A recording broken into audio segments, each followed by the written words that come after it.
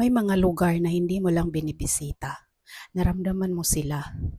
Hindi ko alam kung ano talaga ang inaasahan ko bago ako makarating doon. Siguro nga bagong tanawin, bagong pagkain, bagong experience. May mga lugar na makakalimutan mo at may mga lugar naman na mananatili sa'yo. Hindi dahil sa ganda, hindi dahil sa daming tao o litrato, kundi dahil may party ka na iniwan doon. Umalis ako sa lugar na yon na hindi nagbago ang pangalan ko. Pero nagbago ang paraan at pagtingin ko sa mga bagay. Mas naging mapagmasid, mas naging grateful, mas naging aware na ang mundo ay puno ng kwento at isa lang ako sa milyon-milyong naglalakad dito. At dito, ikukwento ko sa inyo kung paano ako nakarating doon. Umpisa natin sa empake. Ayan yung malita namin guys, kaunti lang naman ang dadalhin namin. So need natin magdala ng vitamins, tapos andyan na rin yung ano namin, sundo. Ayan, si Kuyang Grab. Lagay natin yung ating maleta sa likuran. So nakasakay na kami. Ayan. Kailangan mo na natin ngiti-ngiti dyan. Pagkatapos nakarating na kami, malapit na kami dyan sa may paliko na ng airport. Ayan siya guys. So ayan na si Ninoy International Airport. Kumakaway-kaway na siya. Actually, Terminal 3 kami guys. Pag Singapore, Terminal 3. Ayan, ayan na siya. Si Kuyang Guard. Nagsisign na siya na hindi sa pwedeng lalapit doon na daan. Iba yung daan na naman, binago daw. Kaya si Kuyang driver, medyo umaangal at tungalngal, reklamo, ayan. So, ibababa na lang niya kami dyan. Medyo lakad lang kami ng kaunti papuntang Terminal 1. So, ayan, lakad na tayo. So, ganito na nga guys, no? So, napagkasunduan namin ng anak ko na saglit lang naman kami doon. Hindi naman kami abot isang linggo. Isang malita na lang dadalhin namin. O, diba? Isang malita, tapos tagi-isa kami ng handbag. Tawag nito? Shoulder bag. Ayan guys. May kami dyan eh. May kinuha kaming tag 20 kilo kami. Tapos maliban sa free na 7 kilos bawat isa. Ayan, ang dami sobra. So, nandyan kami sa loob, guys, para online check-in. Ayan. So, mag-online check-in lang kami dyan para mas mabilis. Ayan, online check-in tayo para sa aming bagahe. Kasi para pagka mabilis, ayan, nakakuha na kami ng boarding pass. So, yan. Yan, flex ko lang yung aking sandal guys kasi di ba dapat naka-rubber shoes. Ihaba pila namin yan guys kahit naka-online. So, ganun pala. Pilipinas. Ganun talagang Pilipinas. Kahit sabihin na wala pa rin. So, at last, haba ng oras. Siguro halos isang oras kami nakapila dyan guys. Ayan yan yung bag drop. Diyan yung so ayun na nga, pagdating namin sa loob, nakatawid na rin kami sa immigration, nagutom. Kain muna kami na siopaw, paresa ng tubig, tapos siomay. Yan, intay-intay mo na kami sa aming flight mismo. Intay mo na dyan sa may waiting area. So, relax lang muna tayo dyan, mga pati yung paa ko, medyo nakaka-relax din. Kasi mga oras din yung iintayin bago yung flight. So, ayan na. Tawag na para papasok na kami sa loob ng eroplano. By group kasi yan. Ako kasi guys, group 5. Yung anak ko, group 1. So, medyo inintay na lang muna niya ako sa loob. Ayan, papasok na yan. Sa dulo, paikot. Mamaya, doon na yung sa loob na ng airplane. So, syempre, hindi ko yan first time na mag-travel guys, masasakay ng eroplano. Maraming beses na rin, pero siyempre para sa akin, para special to kasi Singapore. Ayan. Medyo medyo pricey ang Singapore sa lahat ng Asian country. Kapag mag-travel kayo guys, pinakamahal talaga ang Singapore. Tapos ano yata, hindi ko pa na-experience Japan. Sabi nila mahal din ang Japan, pero ang Singapore talagang grabe. Based sa ano, experience din ng anak ko kasi yung anak ko nakapunta na siya ng Japan. Ayun, mas ano pa daw, mas medyo okay. So ayan na nga yung pintuan ng ano guys, eroplano. So hindi na natin ituloy-tuloy yung video natin diyan. Kasi marami nang masama na mga tao, bawal yun. Doon ko na lang kuha ulit ng video pagka ano na, nakaupo na kami. So, intay-intay lang muna kasi medyo parang naghahanap pa yung iba ng mga upuan nila. Hindi kasi pwedeng basta-basta sa salpak ka na lang. Hanapin mo yung number ng upuan mo, kung saan ka talaga. Tapos, syempre, ayan na, nakaupo na kami. Sa pinakiramdaman ko lang kung pwede kami magtabi guys kasi may bakante doon sa inuupuan niya. Kung hindi darating, ayan, pwede kami magtabi, lilipat ako. So ayan, bumili ulit kami ng tinapay. Apakasarap tignan sa picture. Sige, kain na muna bago lalapag yung airplane. Kain lang. Pagdating ko sa Singapore, hindi ako sinalubong ng ingay. Hindi siya dramatic. Tahimik siya. Pero sa katahimikan na yun, may kumpiyansa. Parang isang lungsod na alam ang ginagawa niya. Unang napansin ko, kaayusan. Maayos ang galaw ng mga tao, simple pakinggan, pero kapag galing ka sa lugar na sanay pwede na, mapapaisip ka. Ganito pala kapag may standard, no? Hindi lang ito ganda, resulta ito ng vision, resulta ito ng disiplina, resulta ng mga taong piniling magplano, hindi lang para sa ngayon, kundi para sa bukas. At doon ako namangha. At ayun, tingnan muna namin yung buong lugar. Hanggang sa nakarating kami dyan. Yun yung pinakamagandang tanawin sa loob ng airport ng Singapore. Marami din mga katulad namin, mga turista din. May narinig din ako na mag-asawa. Mga ano sila, Pilipino din. Medyo malamig dyan, tapos medyo parang feeling mo na may ambon lagi dyan sa paligid. Gawa nga ng yung tubig. Malakas yung pressure ng tubig sa paligid. Ayan siya. Parang umuulan. So medyo marami na rin kaming nakuha na litrato, nakapag vlog na rin ako or nakapag video na rin. So kailangan na namin lumabas ng airport. Gabi na rin, tapos medyo pagod na rin yung mga paa namin. So pupunta na kami ng hotel. Need na namin na lumabas dyan para makapaghapunan na rin. Sumakay na kami ng MRT, tahimik ang lahat, walang nagtutulakan. Kailangan namin maghapunan muna para bago matulog, para kinabukasan uli. Hindi lang modern ang Singapore. Habang kumakain kami guys, kasi medyo mahaba tong usapan na to kasi walang cut to. Talagang sinasama ko mula umpisa hanggang sa natapos ako kumain nito guys. Kasama ko yung anak ko. Nakakatuwa kasi yung mga tao dito guys, dyan sa lamesa na inuupuan namin. Maraming lamesa yan na marami punong-puno yung mga bawat lamesa nasa tapat namin. Pero yung mga tao doon, parang patapos na sila kasi yung iba nga medyo mga ano na sila, may mga nakakainom na ba? May iba kasi sa mga ibang kultura kasi kagaya ng mga Chinese, ganyan. Pagkatapos nilang kumain, may shot silang ginagawa. Yung bang kunting inom-inom, ganyan.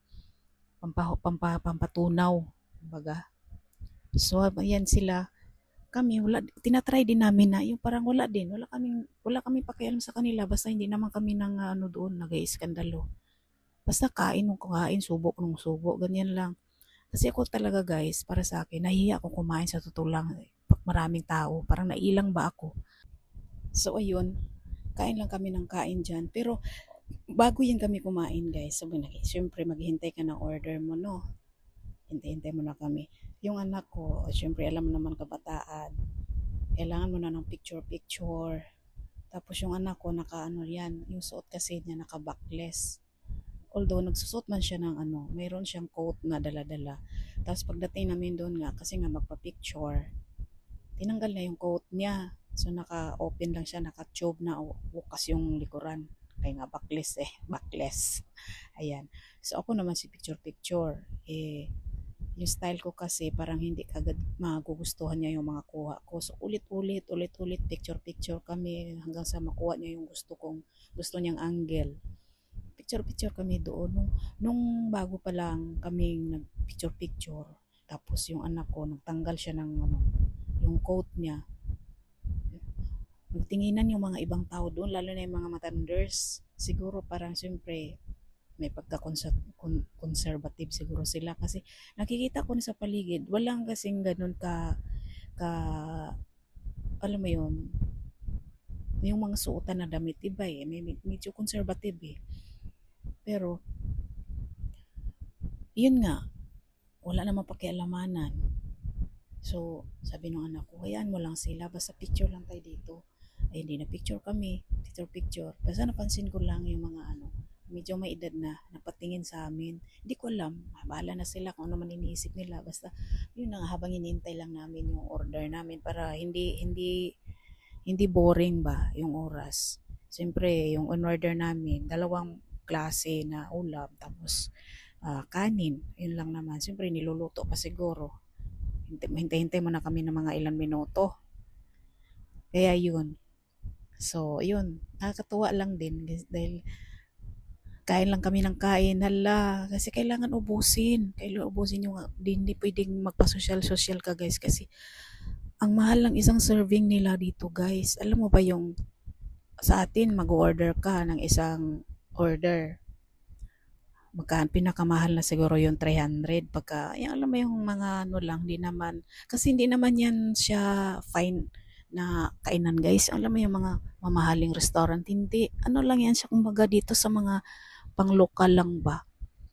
Oo, pang ano lang siya, kumbaga sa atin ng mga simplihan lang. Pero wag ka, yung presyohan nila guys, yung sa isang order lang, kulang-kulang 2,000 na yung isang ulam. Oo, kulang-kulang 2,000 na yung isang ano, yung sweet and sour nila.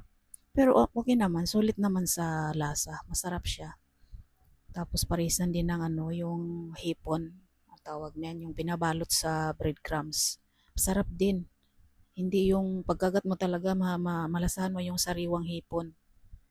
Ayun. Tapos yung kanin nila, pakasarap din yung kanin nila. Parang malalasahan mo yung kumbaga sa probinsya natin, bagong ani. Ayan, bagong harvest na palay. Kaya napakasarap. So tamang-tama lang yung isang serving namin na kanin. Ano talaga siya, kung hindi ka naman pang maramihan kumain ng kanin, saktuhan lang sa amin. So ayun, kain lang kami ng kain. Tapos, isa pang ano dito guys, iba yung ano dito. Hindi sila hilig sa ano, tissue pag kumain ka. Hindi sila mahilig pagka, di ba sa atin, pag magkakain ka sa mga restaurant, ganyan, may kasama ng ano, tissue. Siyempre, magpupunas-punas ka kapag may natatapon or na ano sa bibig mo. Sila wala. So, siguro kung manghingi, inahiya man din ako manghingi. Nagtataka lang ako ba? Kasi sa atin kasi parang yun naman ang kaibahan sa atin. O, di ba? Kahit sabihin na medyo mabagal yung usad ng ano natin, sistema ng ating bansa. Mayroon, yun din ang kaibahan. Tapos, ay di yun, sige, kain lang ng kain. Walang cut talaga to guys. Tutuloy ko kasi para mahaba siya. Bahala na kayo dyan kung panoorin ninyo to o hindi. Basta para sa akin, documentary ko to. Oo, kasi hindi ko sigurado kung makabalik pa ako ng ano, Singapore. Ayan, manalo sa loto. Charot. Kung manalo sa loto, sige, pabalik-balik na lang tayo. Kaya yun, hindi na ako nagka-cut nito hanggang matapos akong kumain. Sige. Ayun, malapit na rin naman matapos yan. Kaya sarap kumain. Talagang nguya ng nguya lang. Ang lutong kasi, mainit din siya guys. Mainit yung serving nila. Talagang fresh talaga mula sa kawali. So, yun hindi naman masama na mahal man ang presyuhan. Hindi naman yung lasang alikabok or lasang na siya, ilang beses nang ininit. Oh, 'di ba? So, sige, kain lang tayo ng kain. Ano pa bang yung kwento ko sa inyo? Yun na nga, yung paa ko, medyo masakit-sakit na rin yung paa ko kasi ang dami na naming nilakad from airport ng Pilipinas, tapos pasok ng eroplano, tapos baba ng eroplano ng Singapore airport. Ang lawak ng airport ng Singapore, guys. Ang dami pa naming lakad kasi nga syempre na-amaze kami doon.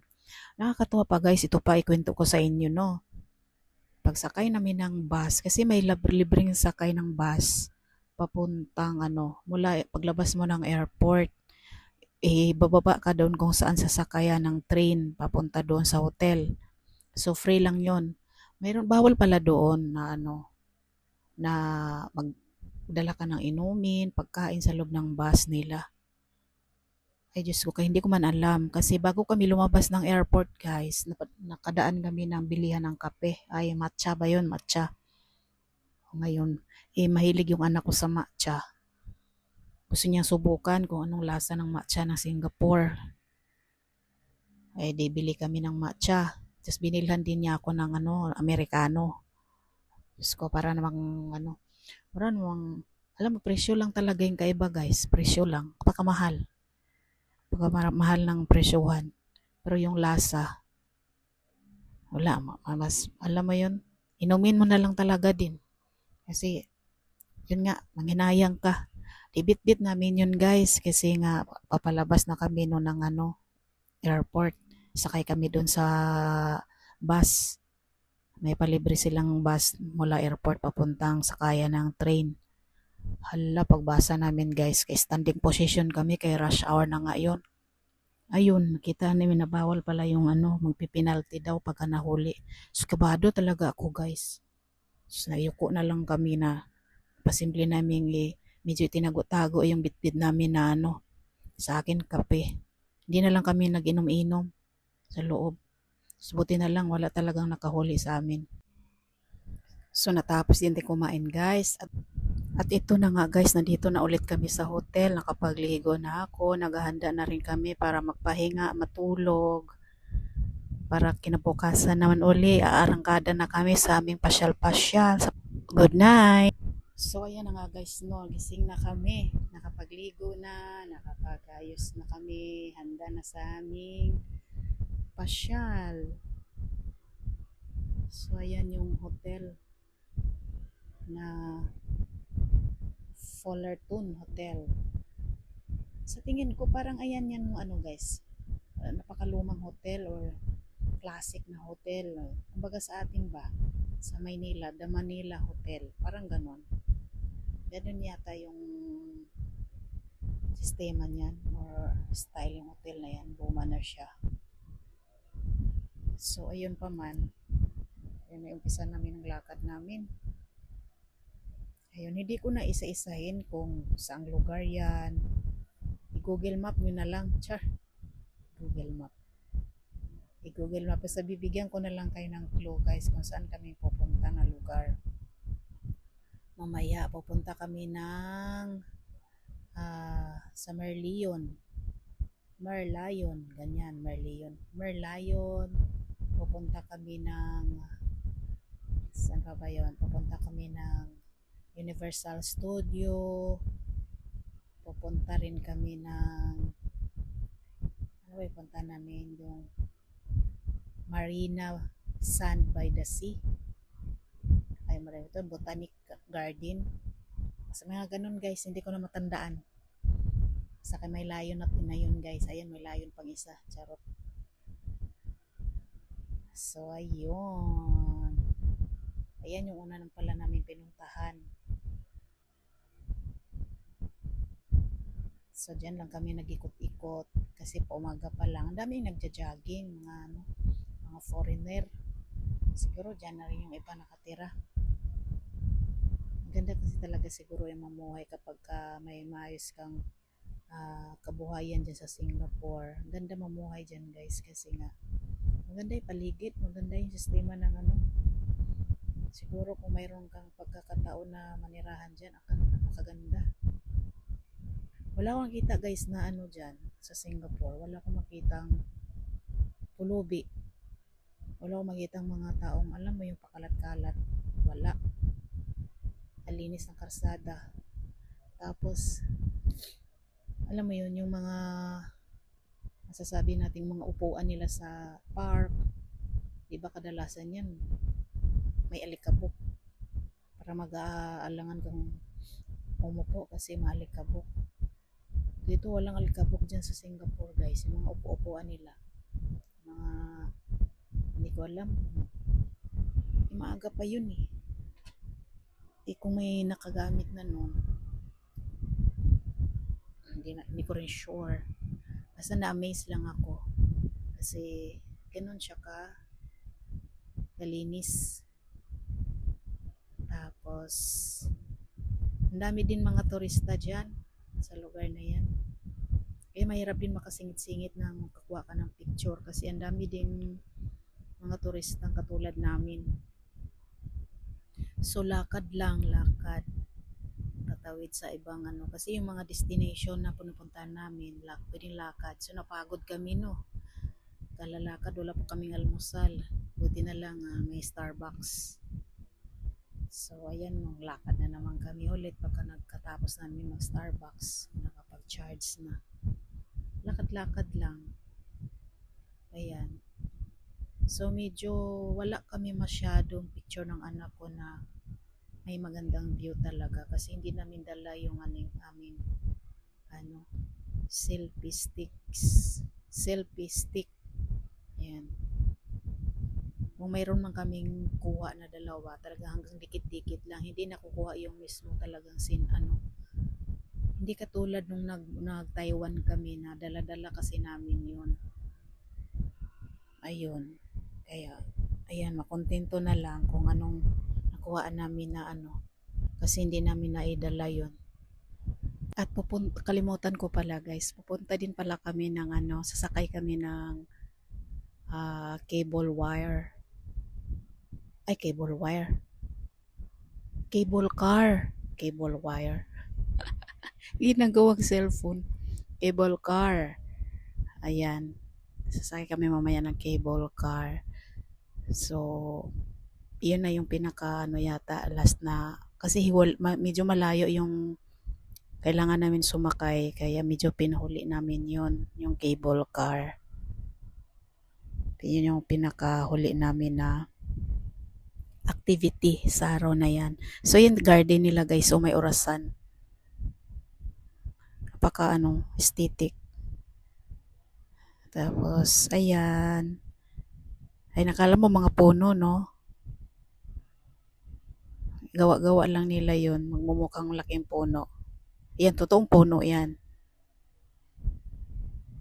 Yun, ang lawak ng niyan guys, mga garden nila, may pa Indian garden pa yan, may pa Chinese pa yan, pero hindi namin nailibot lahat, gawa lang kami sa oras guys. Ayun, mabuti pa sila, yun nakita ko na sila yun in person. Ayan, so nakalabas na kami doon. Tatawid na naman kami dyan sa mall na yan para mag-MRT kami. Sakay kami MRT. Papunta nga doon sa may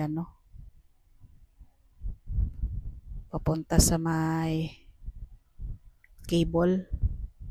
Ay hindi pa pala, sa may Universal Motion, nonsa naman ko Universal Studio. Ayan. Punta kami ng Universal Studio. Ayan, ang dami din mga turista dyan guys. Ay no, parang sa ano, naalala ko tuloy sa Mall of Asia, ay may malaking globo. Ayan, ikot-ikot, sino Universal. Ang dami rin mga picture-picture, kailan magtiyaga ka rin na makakuha ka ng ano, picture. Kasi, siyempre, marami ding ano, gusto magpa-picture. Tapos nagutom kami, siyempre mag-Jollibee na muna. Ayan, tangkilikin ang ating ano, ang gawang Pinoy. Ayan na guys, oh, nakasakay na kami ng ano, cable car. Sakay na kami dyan sa may cable car. So wala ding putol yan guys. Kung ano yan, nagkakahiro, hilo-hilo na kami dyan. Walang putol yan. Kaya kung saan saan lang. Kasi syempre, kailangan magpa-picture. Eh ako, kailangan ko rin mag-video para sa aking documentation. Char. So, ayan, hindi muna ako magkuha ng video sa baba guys. Kaya napakalula yan. Nalulula ako. Apakahaba niyang ano. Napakatarik yung ilalim. Ay ko tingnan. Buti na lang yung sahig guys. Mayroong takip. Yung takip, di ko makita masyado yung ilalim. Agoy, ginoo ko. Napakataas niyan. Ayan yung mga sasakyan dyan, no. Nasasalubong namin. Ayan, masaya kasi ano eh. Masaya na nakakakaba. Tapos yung malapit na yung ano, seconds na lang or minute na lang namaya, doon ako nakakaramdam ng kaba. Kasi, kuy, ginoo ko, paano na lang napatid. Paano na lang talaga pag napatid. Kasi tatawid yan guys, ang ilalim, mayroong kalsada, mayroon din tubig. O paano ka, pag nalaglag ka sa tubig, tapos hindi ka rin makalabas. Kasi nakalock yan, ano yan siya eh, electronic lock yan eh. O di na, hindi mo nabukas na, natrap ka sa loob, tapos nasa tubig. Tapos pag nalaglag ka naman sa kalsada, ang daming sasakyan na daan pag nalaglag mo doon. Ano, kumusta naman yun? So, ayun. Ayan yan siya, oh. Nataon din yung sakay namin, guys. Wala masyadong mga ano, kunti lang yung mga sumasakay. Kaya, hindi masyadong ano, busy yung ano, cable car na yan. Hindi masyado matao. 'Di ba? Nakakahilo, 'di ba? Hindi ko alam kung nahilo ako sa ano, nahilo ako sa video ko. So, ayan siya oh. Ang dami din palang ano, papasalubong namin. So, malapit na, seconds na lang guys. Tapos na rin yung ano namin, 3K. Ayan, 3K na yan guys. Saglit na yun, 3K na yan bayad. So, ayan, nakarating na kami ulit guys. Ayun, galing na kami sa pasyalan, hapon na yan. So, impake naman kami para balik na naman kami ng airport. Nakapagbihis na ako. So, ayan, yung aming tinutuloyan sa hotel guys. Yung anak ko nag-aayos na. Ako nauna na ako nakatapos magayos. Tapos, ayan na yung maleta namin. Medyo nakanganga pa kasi may lalagay pa bago namin isara. Nag-aayos pa yung anak ko. So, ayun na guys. Hanggang sa muli na lang ng ating pagkikita. So, kailangan ko ka lang mag-video-video, walang cut. So, nakarating na kami dyan sa train, guys. Solo naman namin yung train. Kakaloka, no? Solo yun namin yung train. So, nag-video-video ako. Takot talaga ako mag-video sa train, guys. Takot ako. Igawa nang wala namang ibang masyado pasahero. Ang luwag-luwag dyan. Ang haba ng train nila, guys. Ang luwag. Tapos ang linis. Ma-feel mo talaga yung malinis ba? Oh, so nag-video ako, kaharap ko lang, ayoko talaga mag-video ng ano, ingat ako guys, kasi nako, Diyos ko, may trauma na talaga ako dyan, sa mag-video-video in public, mahirap, lalo na dyan sa mga ganyang lugar. So ayun, tatapusin ko lang tong voice over ko guys, yung hanggang kailan to matatapos, ayan, ilan minutes na lang, hanggang sa makarating kami ng airport. So ayun guys, natuwa talaga ako no. Kasi syempre walang tao, sinasamantala ko na yung aking pag-video. Kasi alam ko, bye-bye na dyan sa train, bye-bye na rin. Malapit na ako mag-bye-bye sa Singapore. Oo. So, parang feel ko talaga siya guys. Feel ko yung sitwasyon, sandaling moment dyan sa train. Ayan, ganun talaga. Kung kailangan natin ng lilisanin ng mga lugar-lugar na alam naman natin na panandalian lang. Ganun talaga ang life. Minsan, nakakarating tayo sa isang lugar na ini-enjoy natin habang naandyan pa. Ayan. So, yan, nagsasalita na si operator na ano daw, bababa na kami sa may Changi Airport. Ayan, bababa na daw yung train dyan sa may Changi Airport. So, ayan, nandyan na kami sa airport ulit guys. Kailangan ulit namin mag-bag drop na. Ayan, maganda na dito kasi kukuha ka lang ng mag-check-in ka lang tapos sabay na siya ibabag drop na yung bag mo. Pwede ka na makapagsyala-syala, wala ka nang yung malita mo nasa nasa loob na. So ayun lang, maraming salamat.